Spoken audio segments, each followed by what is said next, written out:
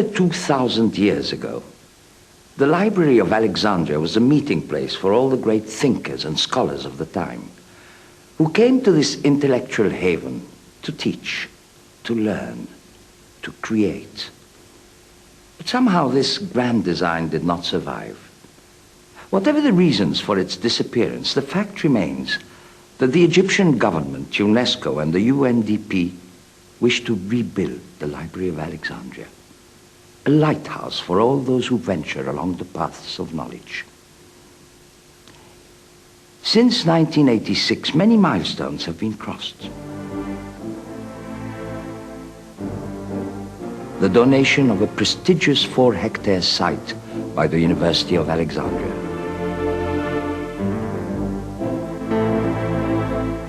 The commitment of the Egyptian government.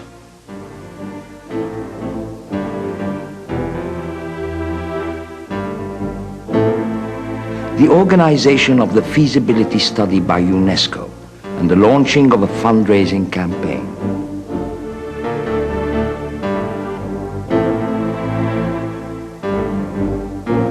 The commitment of UNDP and the organization of an international architectural competition.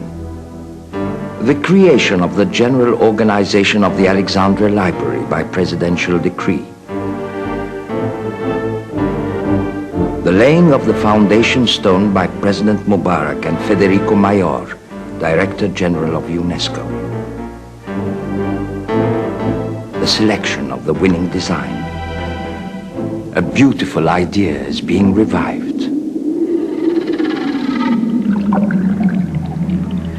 Rising out of the depths of Africa, the Nile flows languidly through the still desert to provide the water of life, peaceful stability of recurring cycles, and the silent heritage of thousands of years.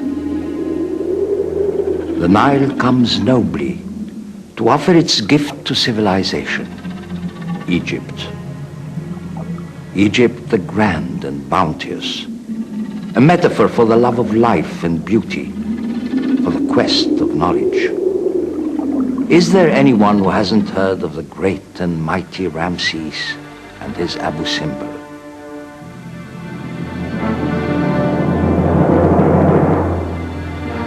Of Ptolemy and Philae, of Komombo and Sobek, the crocodile god.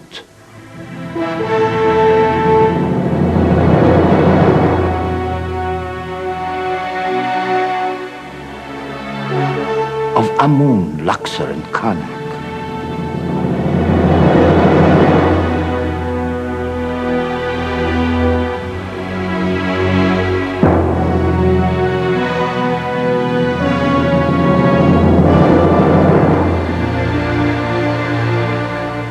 Djoser and Saqqara, Cheops and Giza, of Cleopatra and Alexandria.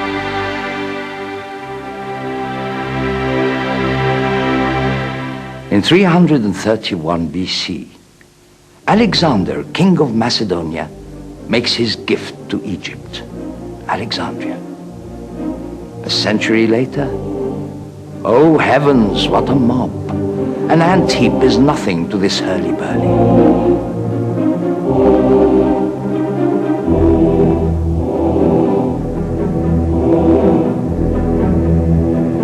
Alexandria is now the house of Aphrodite and offers all earthly goods, trades, arts, music and sciences. The House of the Muses has a library with 532,000 scrolls in Greek, Latin, Egyptian, hieratic, and demotic. Copyists work endlessly, and the library soon overshadows all its rivals.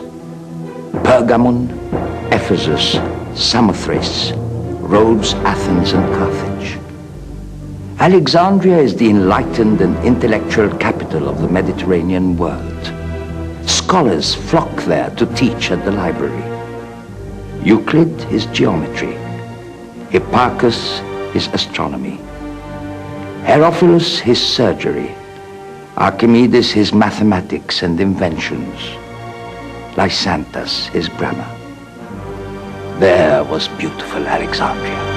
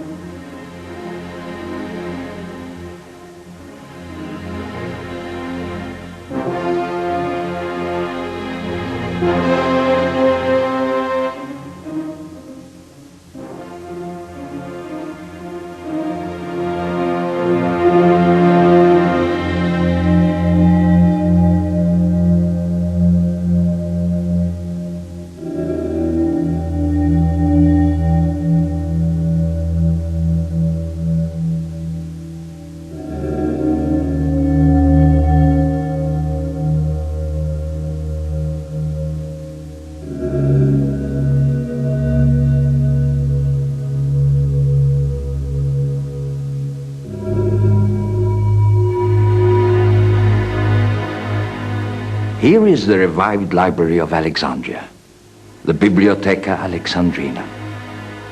Each level of the great library room accommodates three main functions. The reading areas are located at the edge. Then come the open access areas, where one can find the books in great demand. And as we move underneath the next level, the closed access areas appear, where most of the books of the library are stored.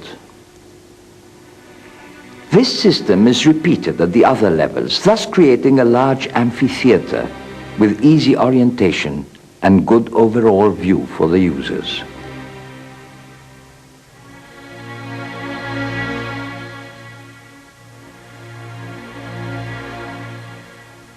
Horizontal and vertical movement is provided by stairs and lifts, accommodated within the spine of the building. The library will be managed on an entirely computerized basis. Access to its databases and catalog will be ensured through telecommunication links. The Callimachus Hall, the heart of the library, protrudes into the library space. All visitors pass through this area to use the library. On the other side of the spine, we see the different cultural and public functions, such as the auditorium, exhibition area, and the calligraphy museum. The general administration of the library, located at the top of the building, benefits from especially good lighting conditions and access to the roof terraces. A special feature of the library building is the International School of Information Studies.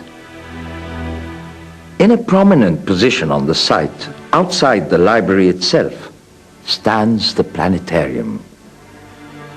Finally, a footbridge running from the university to the harbor provides a link with the immediate surroundings. Here is the Biblioteca Alexandrina.